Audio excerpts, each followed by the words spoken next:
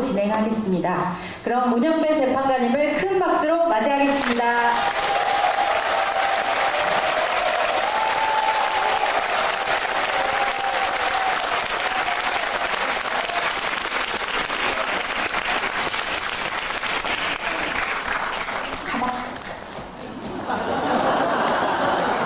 가방에 뭐가 들어갔나요?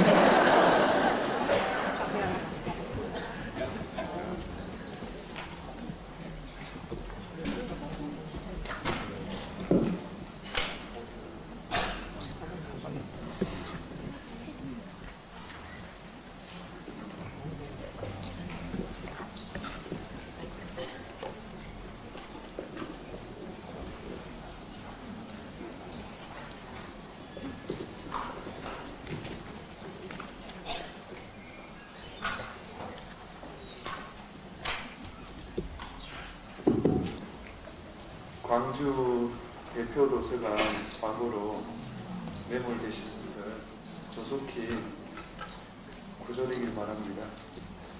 일하러 간 직장이 그런 사고 현장으로 변할 때마다 우리 사회는 선진국인가?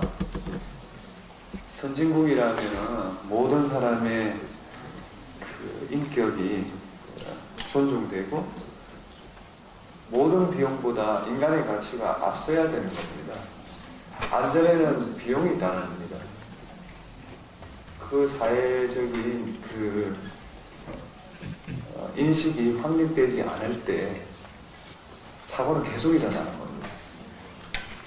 기업도 어렵겠지만 안전에 대한 그 비용을 좀 더 늘리고 일단 발주처에서도 안전에 당연히 비용이 따른다 이런 생각으로 계약 단가를 좀 합리적으로 조정해 줬으면 합니다.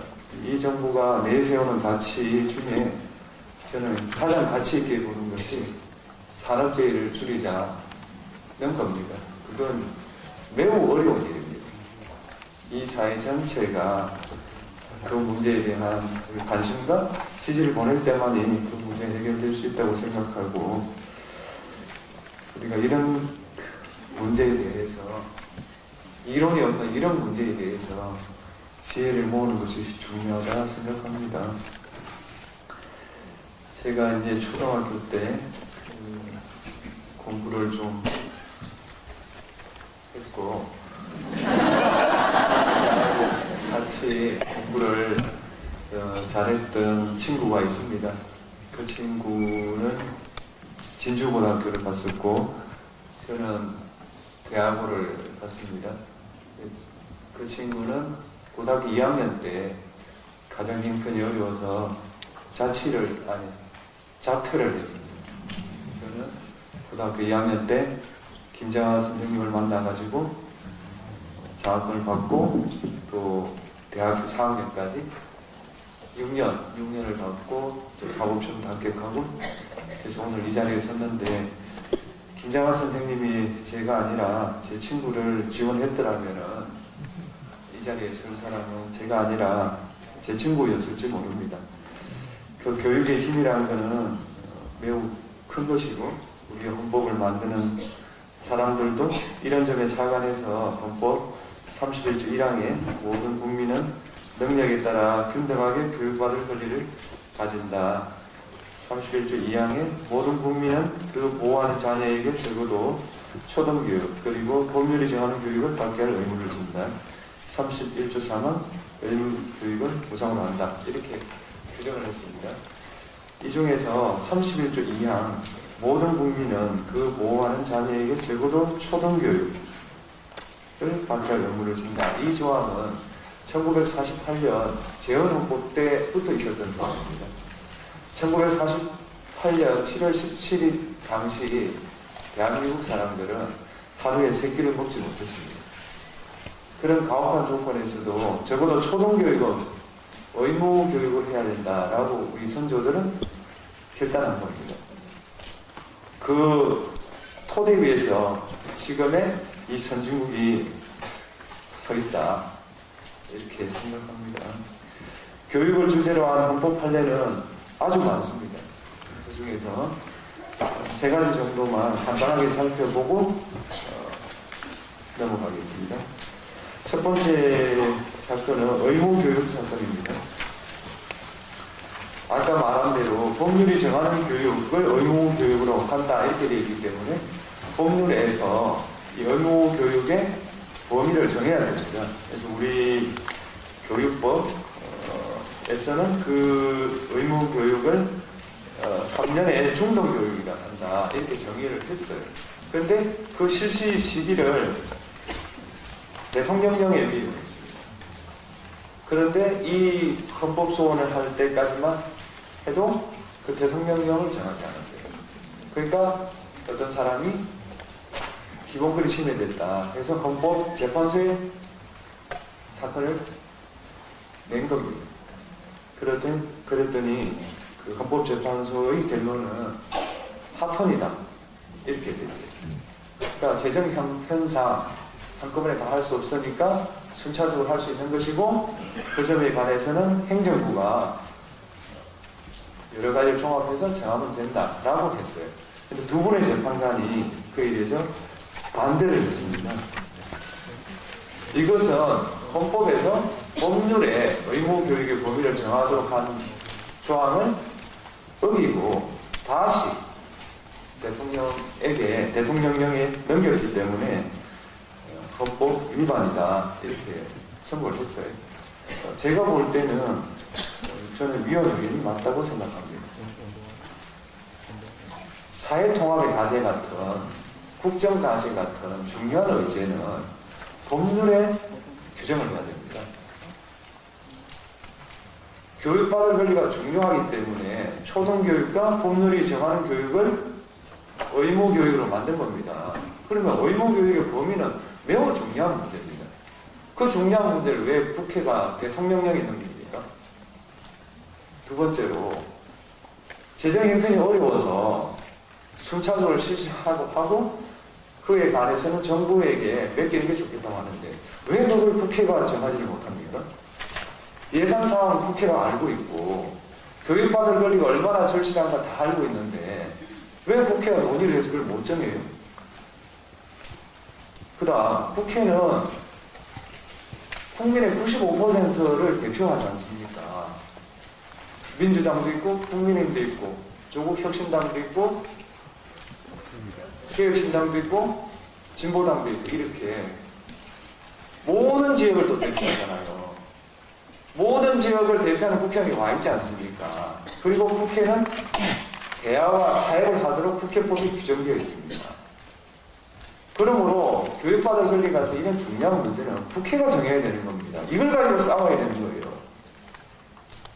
그렇지 않습니까? 근데 이걸 대통령령에 넘겼어요. 그럼 대통령은 어떻게 되어 있냐면 대통령은 대체로 50% 정도 득표를 해요. 그리고 대통령은 반드시 하나의 정당이에요. 그렇죠? 그 다음 대통령을 정점으로 한 행정부는 대화와 타협을 능하지가 않아요. 거기는 일사분란하게 집행을 하도록 되어 있단 말이에요. 거기서는 무슨 공론의 장을 만들 수가 없어요. 그래서 사회통합과 같이 그런 중요한 과제는 국회가 해야 되는 겁니다. 따라서 국회는 그 상대방에게 정당 해산을 해야 된다느니 또는 대통령께 형사재판을 받아야 된다느니 그런 관용과 자세를 어긴 주장을 할 게 아니라 이런 의제를 가지고 치열하게 붙어야 되는 겁니다. 왜냐하면 국가 예산이 가령 600조인데 중학교 1학년까지 의무교육을 시키려면 예산이 얼마가 나온다.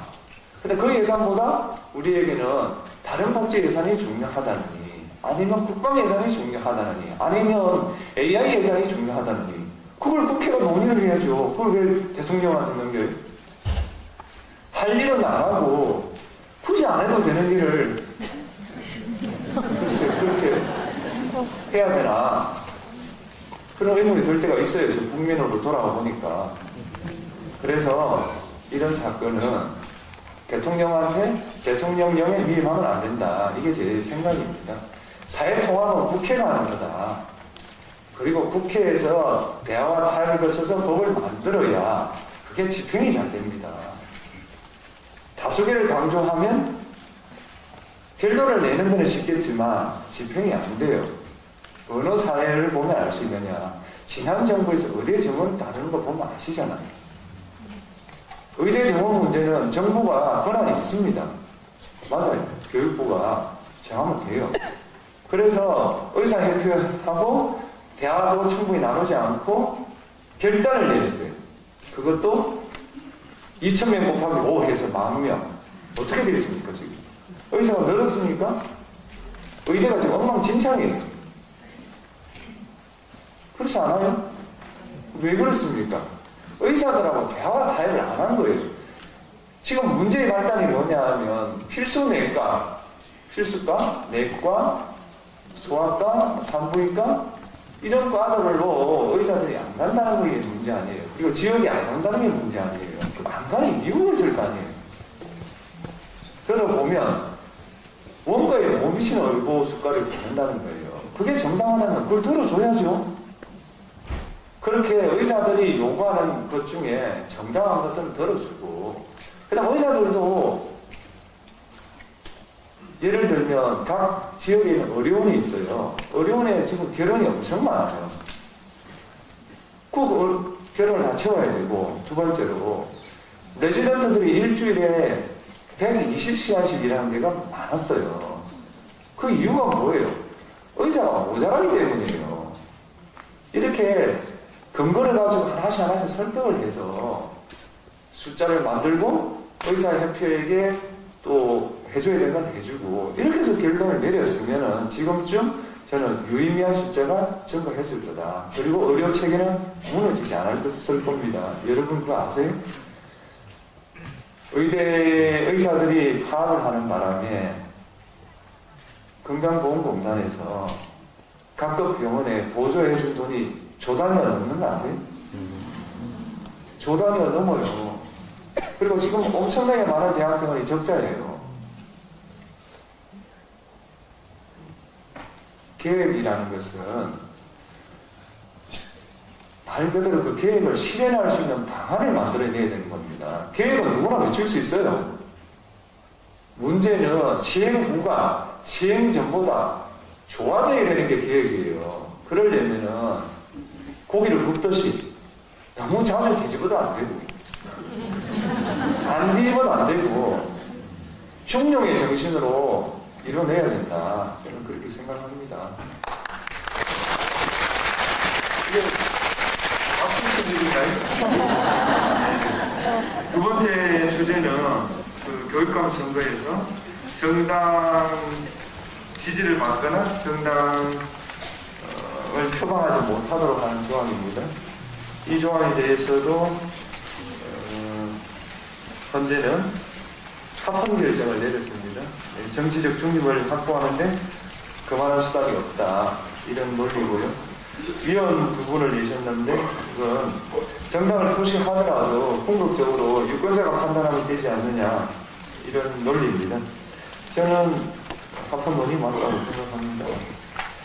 일단 정당이 추천하는 지방선거를 예를 들어서 그게 과연 책임선거, 비례선, 대표선 면에서 우월한가에 대한 자신이 저는 없습니다. 그런 상태에서 교육감 선거에 정당 추천을 받지 않도록 하는 것이 위헌이라고 할 정도는 아니다. 저는 그렇게 생각합니다. 예를 들어 보십시오. 교육감 선거를 정당 추천을 해보십시오. 그럼 어떻게 되겠습니까? 도지사와 교육감이 묶여서 이렇게 캠페인이 이루어질 겁니다. 그러면 또 뭐 지역마다 뭐 이렇게 특유한 현상들이 일어날 수 있고, 교육 전문성이 있나 없나를 따지기보다 누가 당성이 강한가, 이런 게 들어올 수 있잖아요. 그렇기 때문에 반드시 해서는 안 된다, 이런 차원이 아니라 국회가 정당 추천을 받지 않도록 한 조항이 위헌이라 할 정도로 문제가 있지는 않다, 그런 의미에서 저는 합헌이라고 생각합니다. 자사고는 그 당시에 두 가지 제안이 있었습니다. 첫 번째는 중복 지원을 금지했고요. 그 다음에 정기학교로 선발하지 못하도록 했습니다. 중복지원 금지에 대해서는 만장일치 위원이 잡고 저는 그게 정당하다고 생각합니다. 선거를 금지한 거에 대해서는 위원이 5명, 학번이 4명 이렇게 해서 가까스로 위원을 외렸습니다.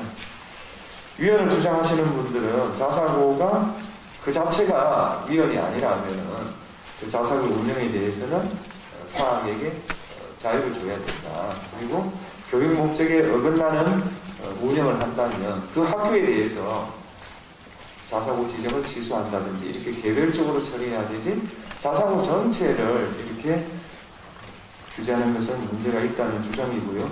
학번로는 고등학교 서열화를 이게 부추긴다. 저런 이유를 했는데 저는 개인적인 의견은 밝히지 않고 다만 교육이 단일 과정으로 똑같은 체계를 가지고 환경 변화에 적응할 수 있나. 광주를 예를 들어도 이번에 썼었고 그 학생도 평준화고 아니 전북도 평준화고이고 물론 또 특수목적고 학생도 만점을 얻었지만 그래서 제 생각에는 지금은 창조의 시대고 창조의 시대의 전제는 전 다양성이라고 봅니다. 다양한 속에서 뭐가 차이가 일어나는 것이지 똑같은 과정에 똑같은 교육을 받는 것이 지금 이 시대에는 저는 맞지 않다. 그런 점에서 몇 가지 부작용을 좀 보는 한이 있더라도 모두가 다 평준화로 가야 된다는 것은 좀 위험하다고 생각합니다. 그 정도로만 하고요. 다음 민주시민교육 관련해서 좀 말씀을 드리겠습니다. 민주시민교육은 당연히 교육청, 교사, 학생이 중심이 돼서 정해야 될 문제고요. 저는 그 로스쿨에서 다음과 같이 가르쳤습니다. 그걸 말씀드리고 참고할 게 있으면 참고를 하셨으면 좋겠습니다. 로스쿨생에게는 저는 본, 창, 통 세 가지를 강조합니다. 본은 나는 왜 법률가가 되었느냐 라는 질문을 해야 된다. 로스쿨 다닐 때도 변호사가 되었을 때도 그리고 현재도. 저는 92년도에 판사가 되었고 2025년 4월 18일 날 퇴임을 했지만 퇴임하는 그날까지 나는 왜 판사가 되었나 하는 질문을 계속 했다. 이렇게 말씀드립니다. 저는 사법연수원 다닐 때 인권 변호사가 되겠다고 여러 차례 말을 했고 36개월 군복무를 마치고 진로를 변경했습니다. 이유는 저는 인권 변호사를 감당할 만한 능력이 없다라고 판단을 내렸습니다. 그렇다면은 지역법관이라는 현실적인 타협책을 선택하는 게 좋겠다 해서 서울에 근무하지 않고 부산 경남에서만 근무를 했고 성진이나 정보 인자에 신경 쓰지 않고 소신껏 일하겠다 이렇게 생각했고 저는 나름 지켰다고 생각합니다. 2006년도에도 법원행정처에 근무할 생각이 없냐는 전화를 받고 저는 3초 만에 거절했습니다. 이유는 우선 법원행정처가 너무 바쁘고요. 두 번째로는 제가 지금 지역법관 잘하고 있는데 지금 뭐하러 서울 가겠습니까? 그래서 저는 그걸 잘했다고 생각하고 또 지역법관이 되어서 또 재판관도 된 겁니다. 잘 아시겠지만 저를 임명한 사람이 문재인 대통령이셨고 문재인 대통령을 제가 만난 곳이 법정입니다. 그래서 지역법관 된 것이 오히려 지역 재판관이 된 가장 큰 원인이다. 그래서 중앙일보 보도를 보니까 제가 그 재판관이 되었을 때 지역법관으로 큰 사건도 해보지 않고 그 다음에 대통령하고 친하다는 이유만으로 재판관이 되었는데 잘할 수 있겠냐 이런 후문이 있었대요. 저는 듣지는 못했는데 중앙일보 보도에 그렇게 돼 있더라고요. 지금 그분들한테 한번 묻고 싶어요. 제가 지역법관으로 재판관이 되어서 탄핵이라는 그런 어려운 사건을 8대 0으로 결정을 하는데 기여를 한 거 아니겠습니까?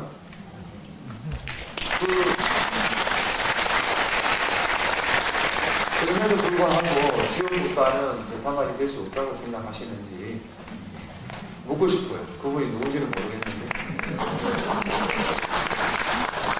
그리고 왜 그런 식으로 사람을 평가하는지 모르겠어요. 지역국가는 지역에서 뭐 컨사건 해봤겠느냐. 그럼 서울에 우리는 컨사건을 해봤다. 컨사건 해본 결과가 뭔데요? 컨사건을 해서 법원의 신뢰도가 높습니까, 지금? 왜 어떤 크고 작은 걸 그런 식으로 따지는지 모르겠어요. 자기의 온 어떤 사람이라도 그분에게는 그게 전부입니다. 그렇지 않습니까? 소액 사건이 왔다. 지금 뭐 3천만 원인가 그렇죠? 농부에게 3천만 원 재산이 전부예요. 그 사람에게도 그분에게도 사연이 있단 말이에요. 그 사연을 다 들어주고 헌법과 법률에 따라 합당한 결과를 찾아 나가는 거, 그것도 큰 사건이에요. 왜 그 대기업 회장의 행정 배임 사건만 크다고 생각해요? 우선 그게 제가 볼 때 납득이 되지 않고, 그 다음 무슨 서울이 건강 보면 대단한 건 줄 알아요. 대단한 거 하나도 없어요. 제가 서울에 안 갔기 때문에 안 간 거예요. 그렇지 않아요? 누구나 서울 다 공부할 수 있어요. 근데 제가 서울에 근무를 하게 되면 인사를 신경을 써야 되고, 그것이 내 인생에 별 도움이 안 된다 해서 지역법관 한 거 아니에요. 근데 무슨 너는 지방에 있었으니까 뭐 그런 식의 태도, 그게 온당하냐고, 그게 판사가 할 소리냐고요. 제가 말해볼게요. 선진국 대부분은 다 지역법관이에요. 법원 조직법에 어떤 조항이 있냐, 판사는 의사에 반해서 전보되지 아니한다는 조항을 둔 나라가 대부분이에요. 왜 그러냐, 판사에게 영향을 미칠 수 있는 유일한 길은 인사예요. 지금 판사가 주변에 압력을 넣는다고 결론을 바꾸지는 않아요. 그렇지만 인사를 신경 쓰는 게 인지상정이에요. 그렇지 않겠어요? 인사를 신경 쓰면 아무래도 대법원장의 철학에 좀 관심을 가지지 않겠어요? 그게 자연스러운 거 아니에요? 그래서 대부분 선진국은 발령받은 거기에 평생을 봐요. 다만 승진 인사가 있어요. 그럴 때는 모집을 받아요. 그래서 그 모집에 응한 사람에 한해서 승진 인사를 하는 거예요. 예를 들면은 파리에 가보면은 여성법관이 되게 많아요. 이유가 뭐냐, 예를 들면 지방에 부장판사 자리가 났어요. 그러면 업무를 받아요. 근데 파리에 있는 여성법관들이 업무를 잘 안 해요. 그래서 남자들이 업무를 해서 발령이 나가지고 어느 법원의 부장판사로 가는 거예요. 그렇게 되어 있어요, 대부분. 그 선진국 중에서 우리같이 돌리는 나라가 제가 알기로 일본하고 우리밖에 없어요. 그래서 제 같은 이제 지역법관에 대해서 정치권에서는 지역법관 문제가 많다, 그러니까 계속 돌려야 된다, 이런 말씀 하세요. 지역법관 중에 문제 있는 사람이 있을 겁니다. 그 부분에 대해서 제가 변명할 생각은 없고요. 근데 지역법관 그 제도 자체가 부패한 거냐는 거예요. 만약 그게 부패하다면 지방 자체는 하면 안 돼요. 그렇지 않나요? 그래서 왜 그렇게 다 서울 중심으로 생각하냐는 거예요. 서울 사람들은 맨날 이렇게 순환 근무를 하잖아요. 그게 원칙이라는 거예요. 그게 왜 원칙입니까? 판사들이 2년, 3년마다 인사를 다녀요. 그래서 광주에 근무를 했다 쳐요. 그럼 이제 수도권을 가잖아요? 그럼 수원지방법원 발령을 받았어요. 그 판사 굉장히 고무돼요. 근데 좀 원하지 않는 데를 가잖아요? 그러면 내가 뭘 잘못했나? 이렇게 생각하는 게 사람이에요. 그런 인사를 계속하면서 대법원장 권한을 줄이겠다고 해요. 난 그게 좀 이해가 안 돼요. 인사를 줄여버리면 대법원장 권한이 없어지잖아요. 그렇지 않습니까? 대법원장 인사가 문제라면 인사를 안 하는 쪽으로 설계를 해야 되죠. 근데 지역법관이라고 그러면 그건 또 썩는데 뭐 어쩌자는 거예요 그러면? 그러면 다른 나라에서는 인사를 대부분 법무부 장관이 해요. 그거 맞아요. 그래서 법무부 장관이 하기 때문에 본인의 의사에 반해서 전보되지 않아요. 그런 조항을 두는 거예요. 우리나라는 그런 역사를 가지고 있었기 때문에 대법원장에게 판사 인사권을 준 거예요. 역사가 다르고 헌법이 다르다. 그런 말씀 드리고 싶고, 그래서 저는 오히려 인사를 줄이는 게 더 좋은 방법 아닌가. 그리고 지역법관이 문제가 있으면 그 사람을 제재를 하면 될 거 아니에요. 그게 더 지름길이다. 저는 그렇게 생각합니다. 그 다음에 이까지 혼입니다. 왜 나는 법률가가 되었다에 대한 이게 굉장히 중요해요. 판사가 된다는 사람이 판사는 이런 거 아니에요. 남의 인생에 가장 극적인 순간에 개입하는 사람들 아니에요. 한번 돌이켜보세요. 어떤 인간이 가장 끔찍한 순간이 뭐냐 물어보면 딱 그게 하나는 재판받는 거고요. 하나는 아픈 거예요. 그러므로 의사가 아주 높은 도덕성을 가져야 되듯이 판사가 매우 도덕적이고 지혜로운 사람이 돼야 돼요. 그런 사람이 되도록 제도를 개선해야 된다. 그게 사법개혁이다 저는 생각해요. 그러니까 부당한 지시에 굴복하지 않고 그 다음에 국민의 뜻을 높이 받들고 그 다음에 청렴하게 그런 판사가 많아지고 또는 중요한 일을 맡을 수 있도록 제도를 어떻게 설계할 건가. 그게 사법개혁의 어떻게 보면 큰 뜻 아닌가 저는 그렇게 생각합니다. 창에 대해서 말씀드리겠습니다. 창은 독창적이고 적절한 것을 말합니다. 이 창에 관한 많은 의견들이 있거든요. 근데 저는 가장 잘 표현한 것이 스티브 잡스의 더 이상 덧붙일 게 없을 때가 아니라 더 이상 뺄 게 없을 때 비로소 완성됐다. 이 문장인 것 같아요. 여러분의 학생들한테 AI에 대해서 리포트를 내라고 한번 과제를 줘보십시오. 그러면 학생들은 AI를 이용해가지고 20쪽짜리 보고서를 낼 겁니다. 그 다 뺏긴 겁니다. 그게 무슨 창의성입니까? 다 지워보십시오. 다 지우다가 지울 수 없는 부분이 있을 겁니다. 그게 그게 본질입니다. 그걸 찾아내야 그걸 어떻게 구현할까 창이 떠오른다. 저는 그렇게 보는 거예요. 그걸 가장 잘 표현한 것이 스티브 잡스 아닌가 생각합니다.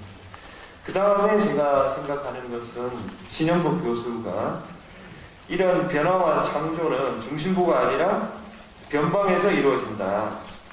중심부는 기존의 가치를 지키는 보루일 뿐 창조 공간이 못 된다. 인류 문명의 중심은 항상 변방으로 이동했다. 이런 문장이 있어요. 이게 아마 담론인가에 있을 거예요. 영국이 산업혁명을 한 게 18세기예요. 그때 영국은 유럽의 변방이었습니다. 이해되시죠? 네. 유럽 역사는 프랑스의 역사예요. 그 다음 미국이 세계사에 등장한 것이 제1차 세계대전입니다. 제1차 세계대전 당시 미국은 유럽의 변방이었어요. 다시 말하면 식민지의 나라예요. 그런데 드디어 미국이 역사에 등장한 거예요. 변방이었기 때문에 가능한 거다라고 저는 생각해요. 그리고 또 하나의 조건이 필요하다. 중심부에 대한 컴플렉스가 없어야 된다. 그러니까 지방에 근무하면서 늘 서울에다가 귀를 기울이는 사람. 서울은 뭐가 있지? 이렇게 맨날 따라가는 사람. 그 사람은 창조를 일으킬 수가 없어요. 서울에 뭐가 있든 나는 내 제자를 잘 가르치겠다. 그래서 서석고등학교 만점이 나왔잖아요. 안 되는 게 뭐가 있어요? 지방에서 안 되는 게 뭐가 있어요? 안 되는 게 뭐가 있냐 하면은 국가 역량이 서울 중심으로 되어 있다는 제도의 문제입니다. 불균형 성장 전략은 과거에는 유효했어요. 왜냐하면 목표가 분명해요. 따라가면 돼요, 빨리. 빨리 따라가는 것은 조건이 좋은 데를 중심으로 양적 성장을 하는 게 제일 빨라요. 그래서 우리나라 여기까지 온 거예요. 근데 지금 우리나라는 저성장이에요. 올해도 1%가 안 돼요. 이유는 뭐냐? 기존의 성장 전략이 끝났기 때문이에요. 그럼 뭐냐? 지역 균형 성장으로 가야 됩니다. 지역 균형 성장 전략이 좋은 정책이냐 물어요. 좋은 정책이 아니에요. 유일한 정책이에요. 지역 균형 성장 외에 한번 내보십시오. 뭘로 갖고 이 문제를 해결할 겁니까? 우리나라가 이 정도 수준 오르는데 여순, 여천이죠? 네. 그 단지에 폭발 사고 일어났잖아요. 매연 일어났잖아요. 그걸 다 견뎌가지고 팔아서 이까지 온 거예요. 먹고 살만한 나라가 됐잖아요. 그러면 인간적으로 이제 지방도 좀 살아야지라고 서울 사람이 먼저 말해야 되는 거 아니에요? 그렇지 않아요? 지금 서울에 있는 시설들, 도로들, 그게 서울 사람이 만든 거예요? 지하철도 나라 예산으로 만든 거예요, 그게. 그런데 지금 정도는 당신들 좀 살아라고 해야죠. 그래서 행정수도 이전을 노무현 대통령이 공약을 했고, 그게 옳은 정책이에요. 그런데 헌법재판소가 수도가 서울이라는 간섭헌법이라는 논리를 가져와서 그걸 위헌을 했어요. 나는 이해가 안 돼요. 수도가 서울인 게 무슨 간섭헌법이에요? 그냥 서울에 있었던 거지, 계속. 국회의원 3분의 2 이상이 동의를 했어요. 대통령 후보가 행정수도 이전 공약을 내걸고 대통령이 되었어요. 그러면 그 간섭은 없어진 거예요. 없어진 간섭을 바꾸기 위해서 성문헌법을 고치듯이 해야 된다. 잘못된 결정이라고 저는 생각합니다. 사법이 정치에 개입했을 때 일어날 수 있는 가장 나쁜 예가 저는 그거라고 생각해요. 만약 제가 당시 재판관이었다? 100% 합헌을 써요, 저는. 그게 어떻게 위헌이에요? 저는 헌재에게 그런 권한이 없다고 생각하는 사람이에요. 그래서 헌재에 대해서 너무 맹신하지 마시라. 4월 4일날 좋은 결정한 건 맞아요. 그런데 역사를 돌아보면은 나쁜 결정도 했다. 그래서 헌재에 대해서 맹신하시면 안 된다. 대법원 지금은 불만이지만 과거에 좋은 판결도 했습니다. 그 균형 감각을 잊어서는 안 된다. 저는 그렇게 생각합니다. 그래서 서울에 대한 콤플렉스 가질 필요가 없습니다. 우리가 뭐 돈이 없지 가오가 없으니까 제가 서울에 가서 집을 살 돈이 없어서 서울에 못 살아요, 지금.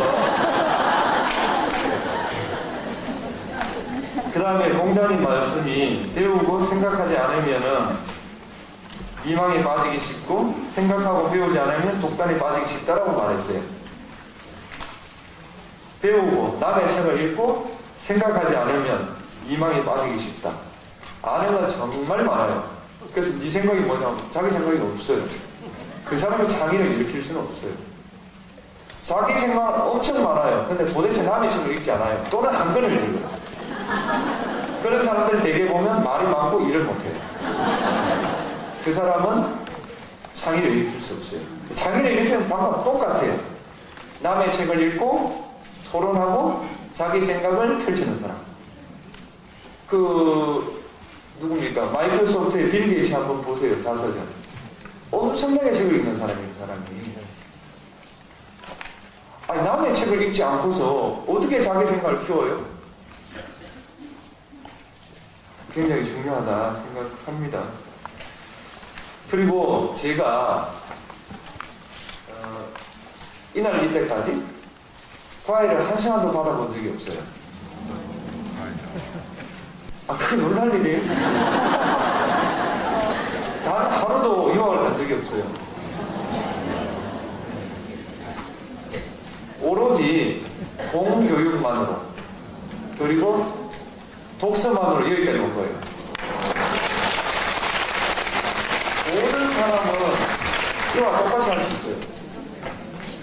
저는 중학교 때 교복이 없었지만 친척으로도 물려받았고, 심지어는 중학교 때 그게 없었어요.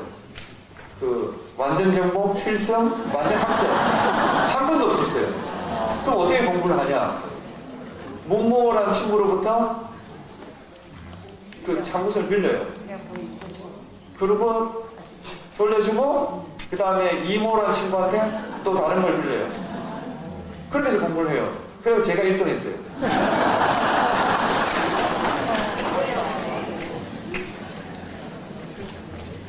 그 공교육과 독서여행을 믿어도 된다.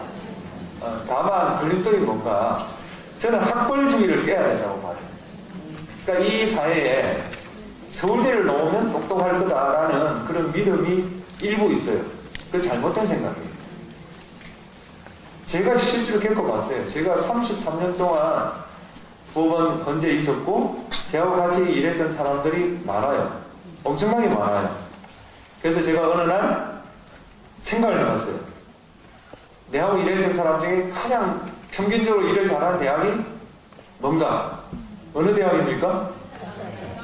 네, 이게 벌써 시험 문제로 나왔나요? 경찰대학을 제가 4명인가 5명인가 같이 일했어요. 단 한 명도 일 못한 사람이 없었어요. 근데 흔히 말하는 서울대 일을 아주 잘하거나 아주 못해요. 다시 말하면 학벌이라는 것은 실력을 증명하지 못한다는 게 제 생각, 제 믿음이에요. 그래서 그걸 깨야 된다. 그래서 우리 때 지방에 가까운 의대를 가려고 하는데 그걸 찢어버리고 서울대 가라고 했던 교사들, 저는 반성해야 된다고 봐요. 죄송하지만 지금 지방 의대에 가는 성적이 마치 그 학교의, 그것은 뭐 우수 학교의 징표인 것처럼 생각하시는 분들, 잘못된 겁니다. 제가 잘못됐다는 표현을 잘 안 씁니다. 학생들의 미래를 위험에 맞추리는 겁니다. 제가 볼 때는. 의사의 나라를 과학기술자의 나라로 바꿔야 우리나라가 삽니다. 물론 훌륭한 사람이 의사가 되어야 되지만 의사는 부가가치를 만드는 게 거의 없어요. 과학기술자들이 만들어 놓은 부가가치를 가지고 노스쿨생, 의대생들이 먹고 사는 거예요. 그게 본질이에요. 근데 부가가치를 만들지도 않고 계속 나눠 먹자고 하니까 저성장이 되는 거죠. 그렇지 않아요? AI를 하나 만들어가지고 이게 말하자면 그냥 뭐라 하나요? 그냥 흔히 말하는 거? 대박이 나요. 그럼 그 사람이 이 나라의 국민들 다 먹여를 살리는 거예요. 그 사람이 누구예요? 그 사람이 과학기술자예요. 근데 지금 과학기술자들이 외국에서 공부를 하고 돌아오질 않아요. 이유는 뭐냐? 처우가 너무 안 좋다는 거예요.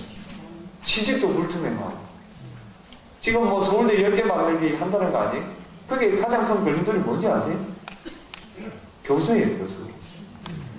서울대와 홍콩과학기술대학이 있는데 연봉이 3배 차이 나요.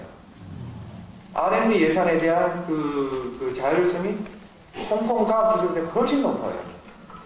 그래서 똑같은 제안을 받으면 홍콩과학기술대를 가는 게 현실이라는 거예요, 지금. 그래서 애국심만으로 서울대 교수를 끌어넣기에는 지금 상황이 너무 안 좋다는 거예요. 그러므로 과학기술자들한테 좀 대우를 해주자. 예를 들면 공대에 들어갈 때 좀 장학금도 좀 주고, R&D 예산 승인할 때 쓸모 있는 거 말고요, 쓸모 없는 거에도 좀 승인을 해주자 이거예요.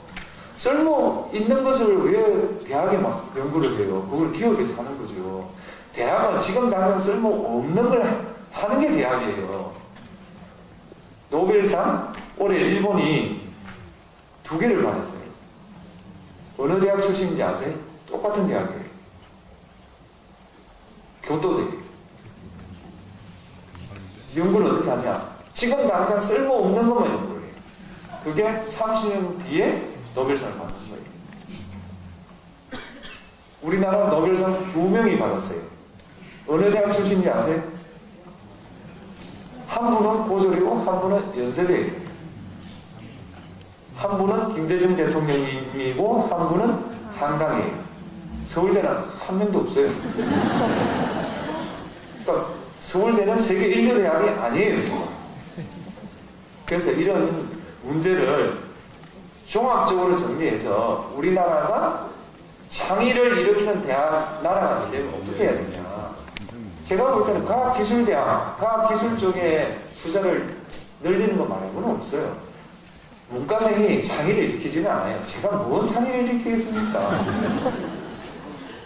과학기술자가 부가가치를 만들고 그걸 어떻게 인간에게 유리하게 쓰겠는가라는 문제를 비로소 로스쿨생이 등장하는 거예요. 그렇게 바꿔야 되고 그럼 그걸 어떻게 구현할 건가. 모든 전문가들 의견을 모아서 이렇게 단계를 이렇게 나가는 거 이게 중요한 겁니다. 이게 여기에 정치권들이 하루같이 막 싸우고 논쟁을 해야 된다. 제가 그렇게 생각해요. 논쟁이 너무 저는 공허하다고 생각합니다. 몇몇 논쟁은. 그 다음에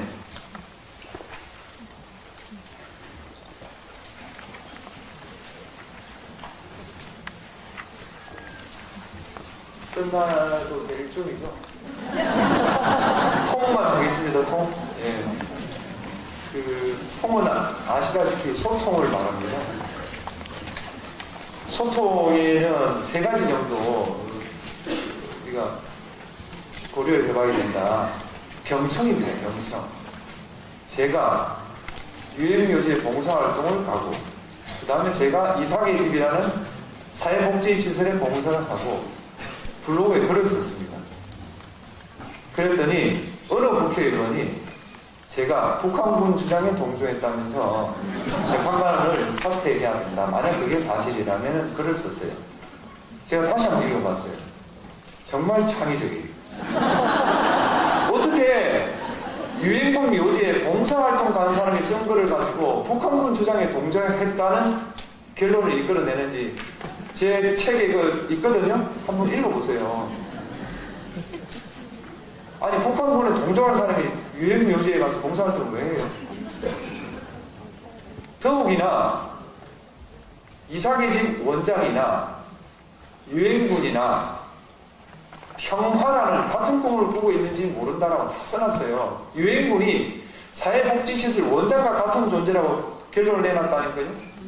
근데 거기 어떻게 북한군 주장이 동조했다는 그런 말이 나와요? 뭘 말하냐?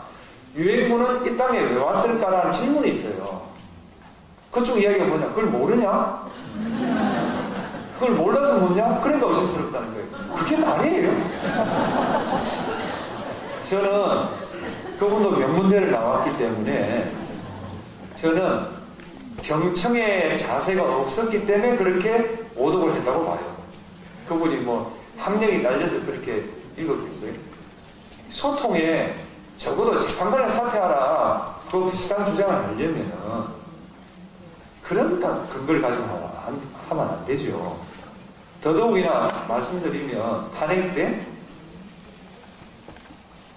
이른바 극우 집회에서 재판관을 밟아라는 발바송이 있었어요. 그거 뭐 하는 짓입니까? 그 재판관을 밟아서 어떻게 하게요? 제가 특별검사 수사가 더 돼야 된다. 왜냐하면 이른바 내란 사태에 대한 진상이 다 규명되지 않았다라고 말을 한 적이 있어요. 전남대에서. 그랬더니 어떤 유튜버가 문영배가 드디어 탄핵이 무효임을 자백했대요. 무슨 말이냐? 진상이 규명이 안 됐는데 탄핵을 했으니까 탄핵이 무효다라는 거예요. 그게 아니고요. 이른바 거부 유튜버들이 내란을 선동했어요. 내란 선동을 방조했다고요. 그 진상규명이 더 돼야 된다는 뜻입니다. 그 중에 하나는 재판관을 밟아라고 공개 석상에서 집회를 하고 선동을 하고 그게 민주주의에서 허용되는 거예요?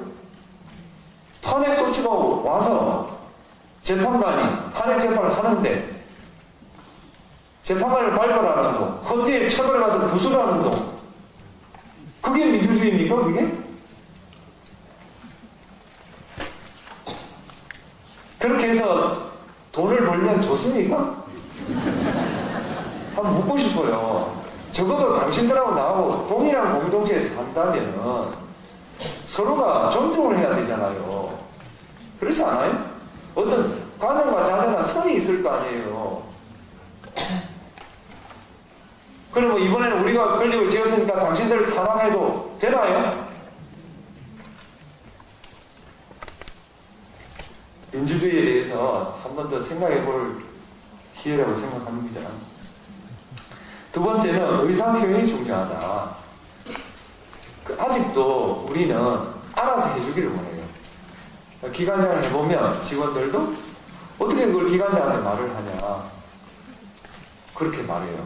제 항상 답은 똑같아요. 네가 말 안 하면 내가 어떻게 하냐. 표현을 해요. 표현이요. 그래야 의사소통이 되는 거예요. 가족 간에 가까운 사람끼리 틀어지는 주된 이유가 뭐냐. 알아서 해줘야 되는데 안 해줬다는 거예요. 그래서 틀어져요. 그런데요, 아무리 가까운 사람도 말 안 하면 몰라요. 여러분은 배우자가 무슨 생각하는지 아세요? 제일 답답한 게 내가 왜 이런지 모르나? 모르니까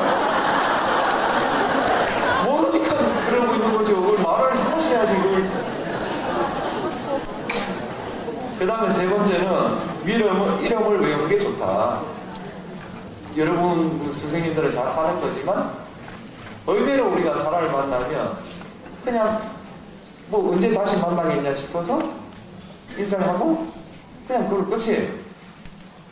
그런데 처음 만나는 사람도 이름을 외우려고 노력하는 거, 그게 그 사람에 대한 존중의 처음이잖아요. 좀 양에 집착하지 말고, 뭐 블로그를 썼는데 뭐 조회수가 뭐 10만이고 20만이고 그 10만이고 20만인데 그 중에 대화를 나눠본 사람이 누구예요? 그 양을 좀 버리고 우리가 한 인간으로 서로에게 존중하고 대화를 해봤느냐, 이렇게 가야 된다. 이 사회가 지금 이게 무슨 양극화가요, 부만 양극화가 아니에요. 이념도 양극화고 지역도 양극화고 다 양극화예요. 공통점이 없어요. 공통점이. 그 공통점이 없는데 어떻게 또 동일한 국가예요. 여러분과 나는 대한민국의 동일한 구성원들이에요. 그러려면 우리 둘 사이에 공통점이 있어야 돼요. 그래야 국가인 거지. 공통점이 없으면 남이에요. 그게 뭐냐는 거예요. 저는 그게 민주공화국의 구성원들이다 라고 생각해요. 공화국의 뜻은 왕이 없다는 뜻이에요. 왕은 어떤 존재냐? 모류의 집단이에요. 그러니까 대한민국에는 모류의 집단이 없어요. 그러니까 비판의 대상에 다 들어가야 돼요. 그리고 그 사람이 반박하고, 이래서 우리가 진리를 찾아가는 과정, 이게 우리나라다. 두 번째, 민주주의는 제가 볼 때 적어도 공론회장에 들어온 사람을 모두 존중해야 돼요. 숫자가 많기 때문에 소수의 의견을 억압해서는 안 돼요. 다만 이 관용과 자제에도 선이 있다. 12.3 비상계엄을 옹호하는 사람, 탄핵 결정을 불복하는 사람, 그 다음에 서울지방법원의 폭동에 가담한 사람, 이 사람들에 대해서 관용과 자제해서는 안 돼요.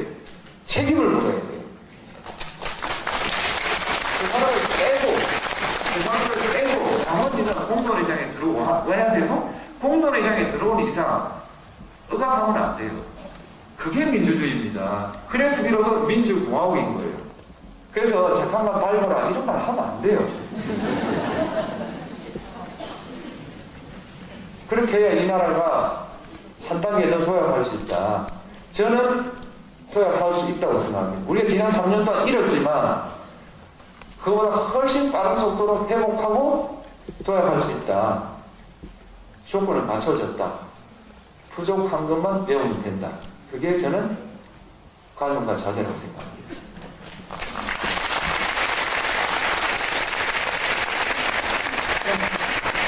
문현배 재판관이 열심히 강의해 주신 문현배 재판관님께 다시 한번 큰 박수 부탁드립니다.